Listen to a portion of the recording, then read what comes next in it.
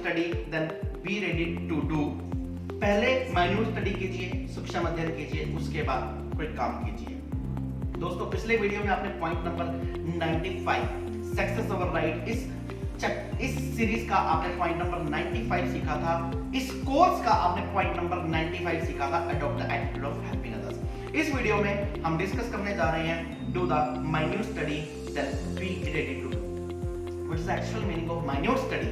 Minute study का actual meaning क्या है? माइन्यूट मींस सूक्ष्म, स्टडी का मतलब अध्ययन। आप किसी भी चीज का सूक्ष्म अध्ययन कीजिए। हालांकि ये सूक्ष्म अध्ययन हमें केवल और केवल किसी काम का नहीं करना चाहिए, अपने एनवायरनमेंट का भी करना चाहिए। ऑब्जर्व कीजिए उस एनवायरनमेंट को। अगर आज आपकी एक नई जॉब लगी है, आप नई कंपनी में गए हैं, उस कंपनी में जाइए, ऑब्जर्व कीजिए कंपनी का एनवायरनमेंट कैसा है, किस तरह के लोग हैं, वर्किंग में है, कितने समय से वर्किंग में, जितना हो सकती है जानकारी जुटाइए और किसी भी काम को करने से पहले उसका सूक्ष्म अध्ययन कर लीजिए। अब नाउ क्वेश्चन रेज दैट कि सूक्ष्म अध्ययन किसी भी काम को करने से रिलेटेड कैसे करें और उसका बेनिफिट क्या होगा। मैं दोनों की दोनों चीजें यहाँ पर डिस्कस करने जा रहा हूँ। इसी के साथ मैं पुनः स्वागत करना चाहूंगा पूरे के पूरे भारतवर्ष से जुड़े हुए मेरे उन सभी स्टूडेंट्स का जो कि सक्सेस एस्पिरेंट्स हैं और मेरे साथ हर शनिवार को नेक्स्ट सुबह 7 बजे जुड़ जाते हैं और सक्सेस वाला अपना ये कोर्स कर रहे हैं। उन सभी का बहुत बहुत स्वागत है पुनः। Do the minute study then be ready to do.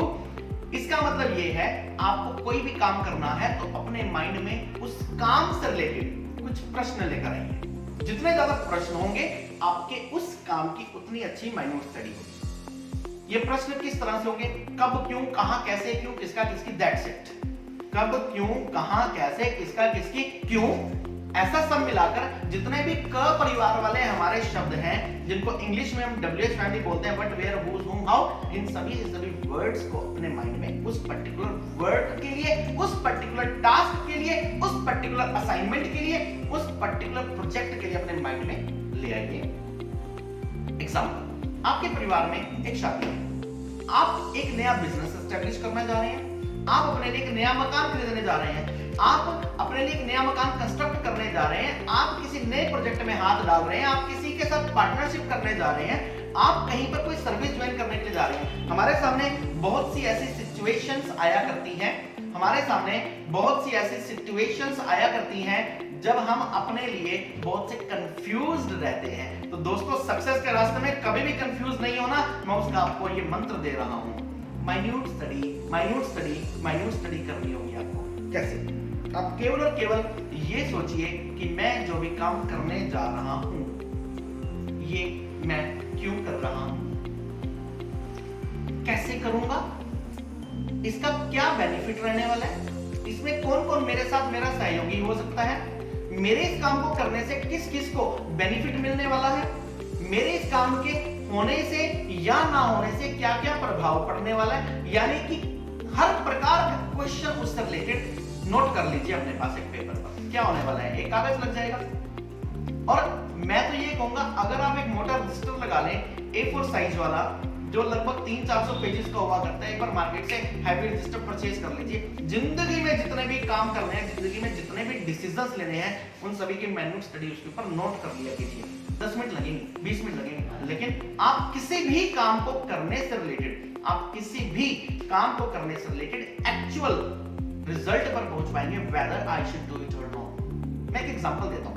एक पर्सन है, एक बच्चा है, उसके आगे ये आमतौर पर कंफ्यूजन रहती है कि कोई काम करें, कैसे करें, क्यों करें, करें या ना करें, क्या करें। एक बच्चा है, उसके आगे 2 या 3 ऑप्शन हैं, उसने ग्रेजुएशन कर ली। अब उसने क्या किया, अब वो करियर ऑप्शंस के लिए बहुत ज्यादा कंफ्यूज है कि क्या किया जाए। एक तो उसके माइंड में है कि मैं डिजिटल मार्केटिंग सीखकर जॉब कर लूं, पहले डिजिटल मार्केटिंग सीखी। दूसरा उसके माइंड में है कि मैं अपने पापा के बिजनेस में बैठ जाऊं। तीसरा उसके माइंड में आया कि क्यों ना, आजकल एक बहुत बड़ा ट्रेंड अब्रॉड जाने का चल रहा है, क्यों ना मैं फॉरेन चला जाऊं। ठीक है, अब फॉर एग्जांपल ये 3 कंफ्यूजन उसके माइंड में है। अब उसको क्या करना होगा, इन तीनों के तीनों ऑप्शंस की एक माइन्यूट स्टडी करनी होगी। इस माइन्यूट स्टडी को करते हुए कब, क्यों, कहां, कैसे, क्यों, किसका, किसकी, किसको क्या बेनिफिट, किससे क्या, जितने भी इससे रिलेटेड तार हैं उन सारे के सारे तारों को आपस में जोड़ लीजिए और उसके बाद एक कंक्लूजन लिखिए कि क्या बेनिफिट।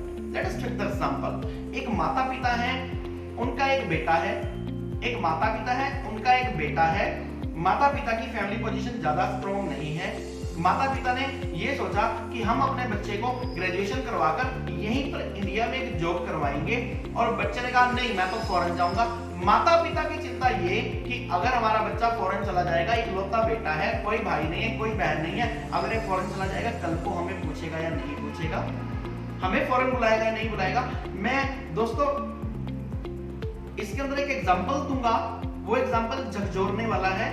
मैं दिवाली के समय पर, अभी कुछ समय पहले दिवाली गई है, दिवाली के समय पर मैं एक वीडियो देख रहा था। वो वीडियो फेसबुक पेज पर डला हुआ था, किसी रिपोर्टर ने डाला हुआ था, वृद्ध आश्रम का था। उस वृद्ध आश्रम के अंदर वो दिवाली वाले दिन लोगों का जाकर इंटरव्यू ले रहे थे और लोगों से पूछ रहे थे कि क्या आपसे कोई मिलने के लिए आता है। और मैं, it was really so shaking video. मैं उस वीडियो को देखकर हिल गया कि 90 साल के लोग वहां पर हैं, 78 ईयर्स के लोग हैं, और वो बोले कि हमारे परिवार वाले हमारे लिए मर चुके हैं। कारण कि उन्होंने खुद ही बोल दिया कि हमारे माँ बाप हमारे लिए मर चुके हैं।